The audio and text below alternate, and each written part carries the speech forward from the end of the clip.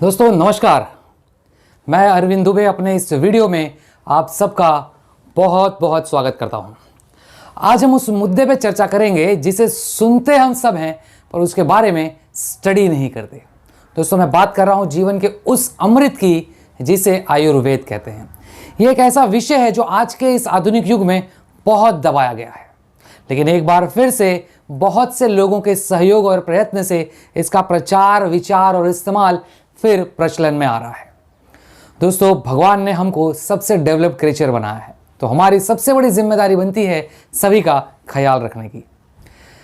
हमारे घर के पास, सड़क के किनारे, बगीचे में या फिर किसी अनयूज्ड जमीन पर कई पौधे उगे होते हैं। सामान्य से लगने वाले ये पेड़ पौधे आश्चर्यजनक रूप से हमारे कई जटिल रोगों को ठीक कर सकते हैं। अगर हमें इनकी उपयोगिता और इनकी अहमियत मालूम हो तो हम इन्हें संभाल कर इनकी मदद से कई रोगों को खत्म कर सकते हैं। लेकिन पिछले कई दशकों से हमें सिस्टमैटिकली बिठा के हमारे और आपके दिमाग में कुछ ऐसी बातें फिट की गई हैं जो एक्चुअली में ठीक उसकी उलट हैं, और रीज़न है साइंटिफिक एटीट्यूड। दोस्तों मैं मॉडर्न साइंस के बारे में कोई बुराई नहीं कर रहा हूँ, ना ही कभी किसी को करनी चाहिए, क्योंकि इसका इस्तेमाल और इसका लाभ हम सब लेते हैं। और मैं प्रे करता हूँ कि ये और प्रोग्रेस करे, क्योंकि ऐसी बहुत सी बातें हैं जो पहले हमें नहीं पता थी और लास्ट कुछ सेंचुरीज में ही पता चली है। एग्जाम्पल लें तो 1633 में गैलीलियो ने टेलीस्कोप का आविष्कार किया। उन्होंने बताया कि sun revolves round the earth is wrong. 1897 में जे थॉमसन ने इलेक्ट्रॉन्स की खोज की। Before that we used to believe atom is indivisible. Robert Hooke, Christian Huygens and 1900 में मैक्स प्लैंक ने क्वांटम की थियरी दी, प्रोटॉन्स वाली, wave theory of light based on experimental observation. तो प्रोपगेशन ऑफ लाइट पता चला। एल्बर्ट आइंस्टाइन ने 1916 में रिलेटिव थियरी दी। Before that relative motion of planet नहीं पता था। 1920 में एडविन हबल नाम के साइंटिस्ट ने एक्सपांडिंग यूनिवर्स की थियरी दी। Before that expansion of universe नहीं पता था। परंतु दोस्तों इसका मतलब यह नहीं कि हमें कुछ नहीं पता था। उदाहरण लें, कुंभ मेला 12 साल में एक बार आता है। क्यों आता है? क्योंकि वो जुपिटर की साइकिल पर आधारित है। बृहस्पति ग्रह अपना एक चक्कर पूरा करके उसी राशि में दोबारा प्रवेश करते हैं। इसके लिए कुंभ मेला 12 वर्षों में एक बार आता है। इसका मतलब हमें पता था कि जुपिटर का साइकिल 12 वर्षों का है। हजारों सालों से हमारे लोगों को यह पता था। सूर्य ग्रहण, चंद्र ग्रहण, सोलार इक्लिप्स, लूनार इक्लिप्स, इसका डेट एंड टाइम नासा की फिजिकल ऑब्जर्वेटरी बताती है। लेकिन 1950 से पहले जब ये ऑब्जर्वेटरी नहीं थी तब भी हमें ग्रहण का डेट और टाइम पता होता था। यानी आप पिछले 400 सालों में जहां पहुंचे हैं, हमारा पंचांग तो हजारों सालों से सही चला आ रहा है। Then also we are called unscientific. कुछ दशक पहले कहते थे नमक से भी कोई दांत साफ करता है क्या, और आज टूथपेस्ट में नमक आ गया है, चारकोल आ गया है, नीम आ गया है।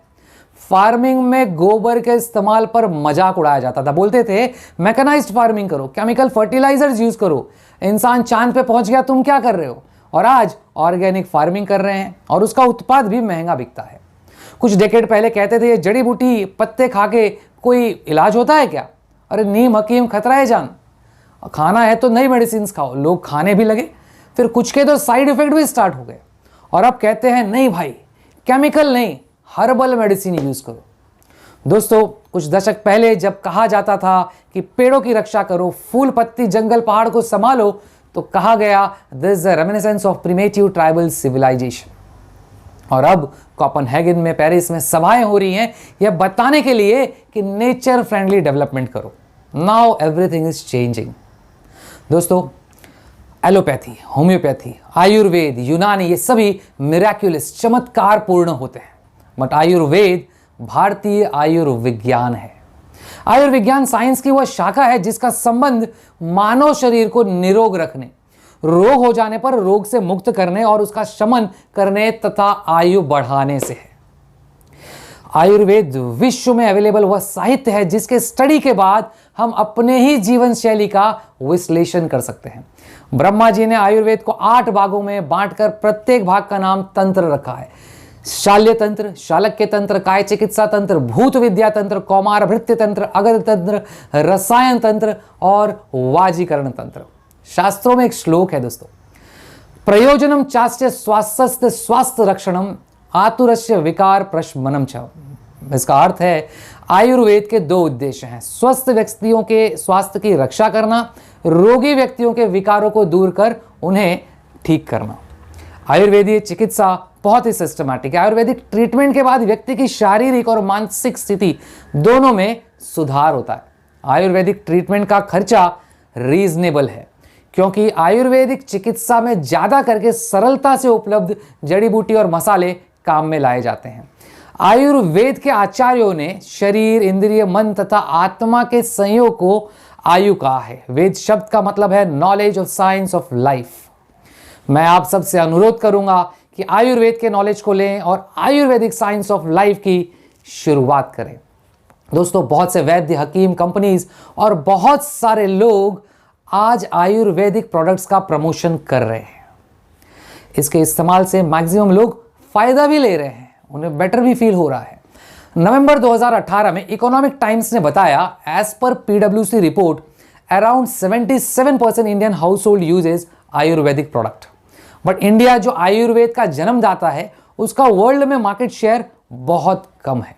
45% मार्केट शेयर यूरोपियन यूनियन का है, 16% जापान का है, 11% यूएस का है, बाकी चाइना और दूसरी कंट्रीज हैं। इंडिया का market share in Ayurvedic consumption is less than 2%. As per one reputed business magazine, global Ayurvedic market is accounted for $4.5 billion in 2017 and is expected to reach $15 billion by 2026, जो कि बहुत कम है। ज्यादा करके जो प्रोडक्ट आयुर्वेद में बिकते हैं वो है health care products, personal care products, hair care, fragrance, skin care, oral care, makeup, ayurvedic medicine, ayurvedic nutraceuticals और डाइटरी सप्लीमेंट्स। जिन प्रॉब्लम्स के लिए बिकते हैं वो anxiety, asthma, arthritis, digestive problems, cancer treatment, respiratory disorder, mental health, nervous system disorder, diabetes, skin disease, cardiovascular disease, autoimmune disease और energy enhancement. इन products का डिस्ट्रीब्यूशन चैनल जो रहा है वो supermarket, pharmacy and drug stores, beauty salons, speciality stores, internet retailing, departmental store और जो सबसे ग्रोइंग इंडस्ट्री आज के समय वो है डायरेक्ट सेलिंग इंडस्ट्री। जिस देश में सबसे ज्यादा इस्तेमाल होता है वो है India, US, Canada, Mexico, Europe, Germany, France, Italy, UK, Spain, Japan, China, Australia, New Zealand, middle east, Brazil, Argentina, south Africa, Egypt and few more countries. आइए दोस्तों, हम सब मिलके आयुर्वेदिक औषधियों को अपनाएं और अपने जीवन को स्वस्थ और सुंदर बनाएं। कोरोना के इस काल में पूरी दुनिया की नजर भारत पर टिकी है और कोरोना के इस काल में आयुर्वेद सभी के लिए संजीवनी का काम करेगी।